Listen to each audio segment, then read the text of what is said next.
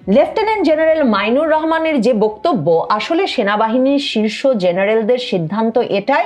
এই শিক্ষাটাই, এই বার্তাটাই তারা অন্তর্বর্তীকালীন সরকার সহ জনগণ সকলের কাছে পৌঁছে দিতে চান যে যেই সেনাবাহিনী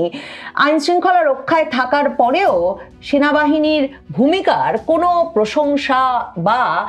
কোনো স্বীকৃতি মেলেনি, অন্যদিকে অন্তর্বর্তীকালীন সরকার তাকে বিচার আচার নানা কিছুর মধ্য দিয়ে শায়েস্তা করতে চাইছে, রাজনৈতিক দলগুলো যারা নির্বাচনের দিকে হাঁটতে চায় তারা কিনা ক্রমাগতভাবে সেনাবাহিনীকে অপমান করছে, তাহলে তারা এখন বুঝে নিক যে এই পরিস্থিতিতে যদি সেনাবাহিনী আইন শৃঙ্খলা রক্ষায় নিয়োজিত না থাকে, সেনাবাহিনী থাকে ব্যারাকে, তাহলে রাজনৈতিক দলগুলো তাদের নিজ নিজ সহিংসতা, নিজেদের মধ্যকার সহিংসতা নিয়ন্ত্রণে রেখে সত্যিকার অর্থেই একটা নির্বাচনের দিকে হাঁটতে পারে কিনা।